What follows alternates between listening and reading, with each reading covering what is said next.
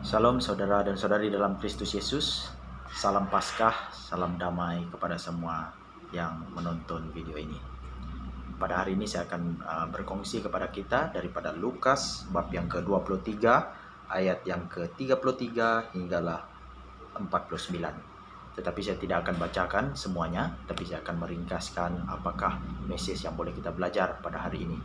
Jadi seperti yang kita sudah maklum, kita menyambut hari Paskah, hari yang agung, Jumat Agung, ataupun kita katakan Good Friday.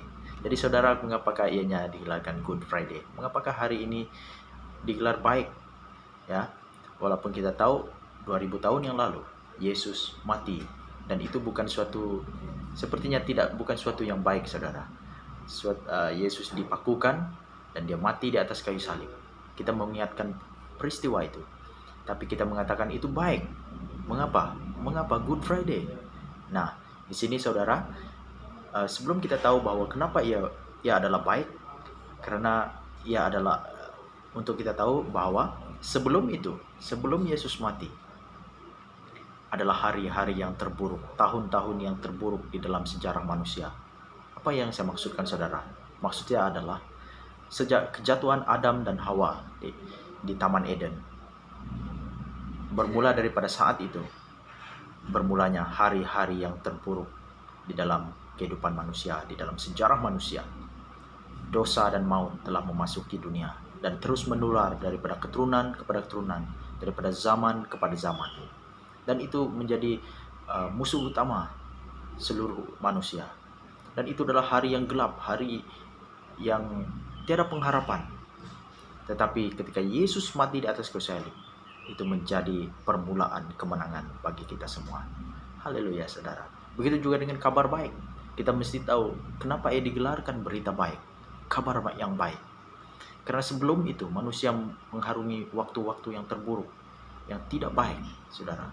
Jadi sebelum kita dapat menghargai berita baik ini, kita harus menyadari dulu kondisi ataupun keadaan yang terburuk yang kita alami sebelum itu. Haleluya, saudara. Jadi hari ini saya akan berkongsi tentang kenapa Yesus mati di atas kayu salib. Kenapa perlunya Yesus mati?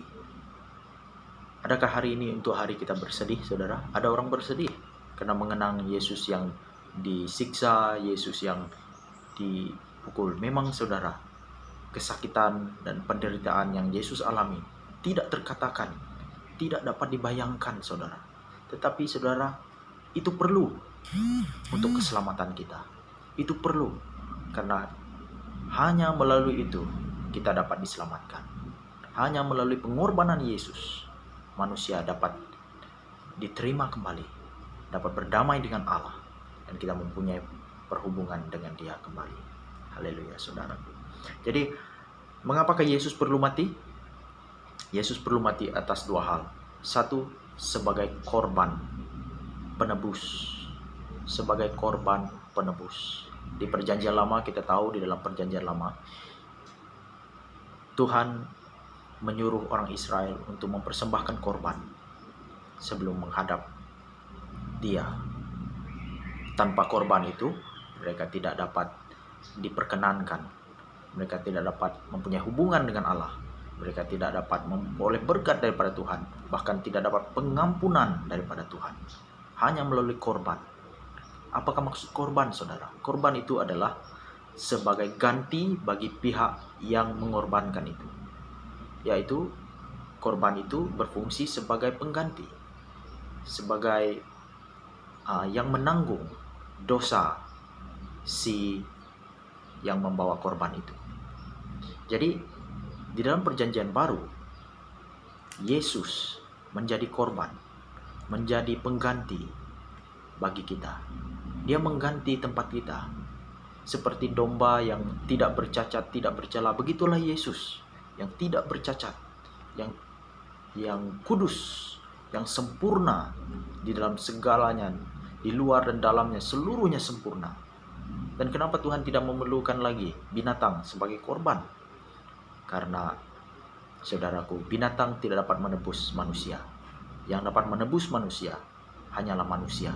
tetapi Allah menghendaki supaya manusia yang dapat menjadi korban, yang menjadi penebus adalah manusia yang betul-betul sempurna, yang tidak ada cacat dan celahnya, seperti gambaran di dalam Perjanjian Lama tentang korban kambing domba yang tidak bercacat, yang sihat.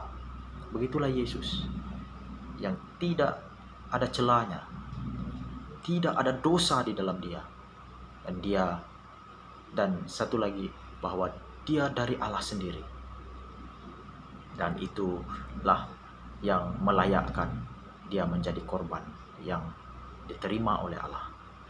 Nah, saudaraku, kita melihat bahwa kematian Yesus menjadi penebusan, itu yang pertama. Dan apakah maksud penebusan? Penebusan berarti menjadi pengampunan, jalan pengampunan untuk dosa-dosa kita. Allah dapat mengampuni kita. Allah dapat karena apa yang Yesus telah lakukan di atas kayu salib. Darahnya itu adalah darah untuk pengampunan dosa. Pada malam terakhir ketika Yesus, sebelum ia diserahkan, sebelum ia ditangkap, dia mengadakan perjamuan Paskah dengan murid-muridnya, dan dia memberikan cawan itu, dan dia berkata, inilah darahku, darah perjanjian baru untuk pengampunan dosa bagi banyak orang.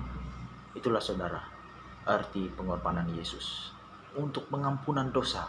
Karena manusia tidak dapat menebus dirinya sendiri, karena kita sendiri pun tidak benar. Di dalam darah kita ini, di dalam tubuh kita ini, dalam daging kita ini, tidak ada yang benar, yang cukup untuk memuaskan hati Allah, untuk meredakan murka Allah. Tetapi hanya Yesus satu-satunya korban yang sempurna itu.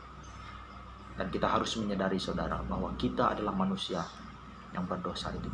Kita telah hidup di zaman-zaman yang buruk itu, dosa yang diwarisi daripada Adam. Dan kita melihat di dalam Perjanjian Lama ada banyak tokoh-tokoh di dalam Alkitab, tetapi tidak semuanya sempurna saudara. Hanya ada satu pribadi yang cukup sempurna, yaitu namanya Yesus Kristus Tuhan kita. Jadi saudaraku, yang kedua, mengapa Yesus belum mati?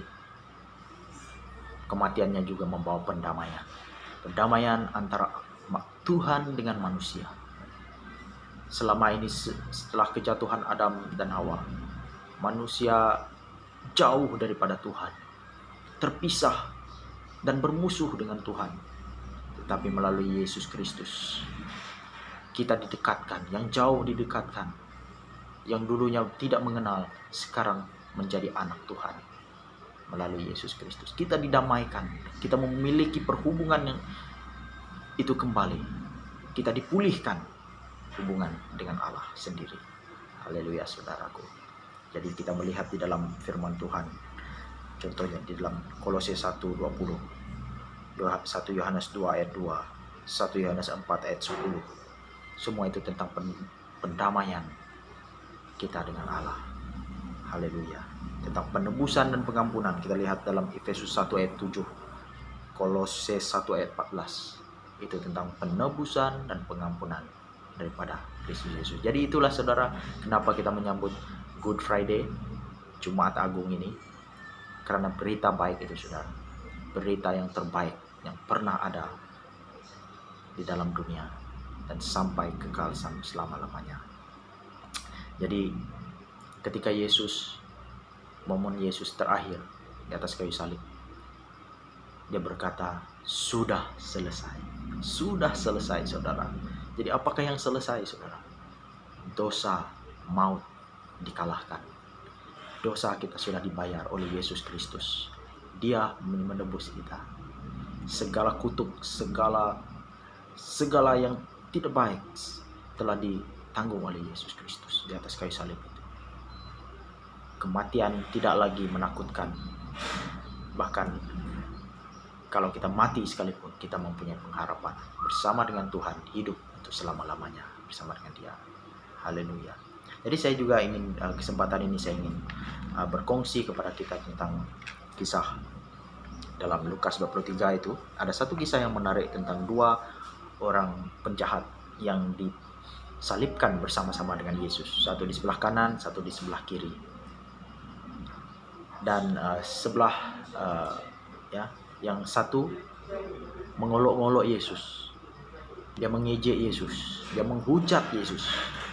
Ya, dia berkata, selamatkanlah dirimu dan selamatkanlah kami, katanya. Ya, tetapi yang seorang lagi menegurnya. Yang seorang ini berkata, kita layaknya dihukum, sudah setimpal dengan perbuatan kita, tapi dia tidak. Dan dia berkata kepada Yesus, dia kata, Tuhan, ingatlah aku ketika engkau kembali sebagai raja. Dia berkata, dia percaya bahwa Yesus adalah raja.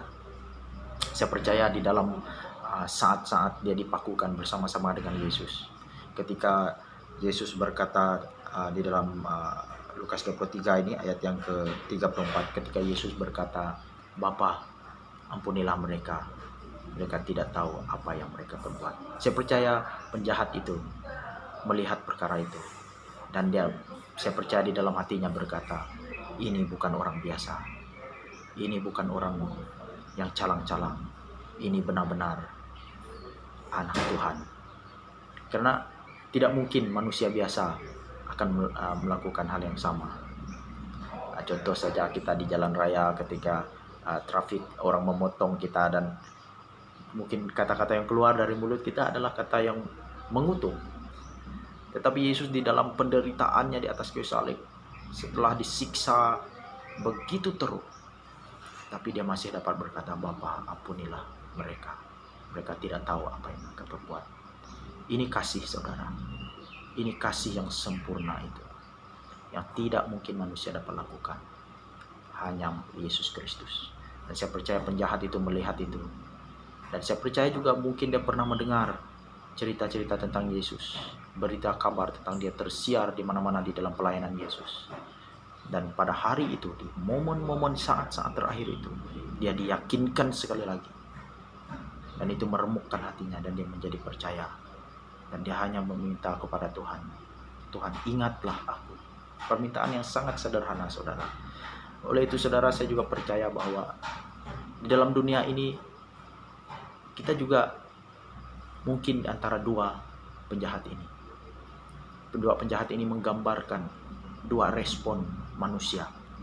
Satu yang menghujat Allah, yang tidak menerima dia, yang mengolok-olok Tuhan Yesus, berkata tidak benar, itu hanya agama semata-mata. Oh, Yesus itu hanya guru yang baik, nabi saja. Tapi saudara, ada satu lagi respon yang terbaik, yaitu percaya kepada Yesus. Kita lihat orang perompak ini, penjahat ini, dia tidak memiliki kesempatan yang lain. Inilah kesempatan terakhir. Dia tidak dapat berbangga dengan perbuatannya. Dia seorang penjahat. Dia tidak dapat berbangga dengan segala apapun jasa yang kebaikan yang pernah dia buat. Itu tidak menjamin dia, saudara. Hanya satu yang menjamin, yaitu iman di dalam Yesus Kristus. Saya percaya bahwa kita juga mempunyai kesempatan seperti penjahat itu. Kita umpama dua penjahat itu yang masing-masing menunggu giliran kita, masing-masing menunggu untuk mati saja, untuk meninggalkan dunia ini. Tetapi respon yang kita berikan ada dua, sama ada kita mau percaya kepada Yesus ataupun kita menolak dia. Jadi saudara, tantangan saya kepada saudara adalah supaya kita menaruh seluruh kepercayaan kita bukan kepada perbuatan kita, bukan kepada jasa kita. Kita melihat perompak itu, dia tidak memiliki lagi kesempatan yang lain. Dia tidak lagi sempat untuk dibaptiskan, dia tidak sempat untuk menghadiri kelas-kelas Alkitab, dia tidak sempat untuk menjadi misionaris, melayani di mana-mana, berbuat baik kepada orang miskin dan sebagainya. Tapi saudara memiliki kesempatan itu, jauh lebih banyak kesempatan daripada dia. Dan saudara, yang Tuhan inginkan adalah iman saudara, penyerahan penuh kepada dia, pertobatan saudara. Jadi ikutilah Yesus, percayalah kepada Yesus untuk keselamatan saudara dan memiliki kehidupan yang kekal itu. Jadi kedatangan Kristus tidak akan menjadi sia-sia, dan dia datang sebagai penebus, sebagai penyelamat, dan pendamaian bagi dosa-dosa kita. Haleluya saudara. Terima kasih untuk yang mendengar. Kiranya semuanya diberkati daripada perkongsian ini. Salam damai. Salam Paskah. Sekian, terima kasih.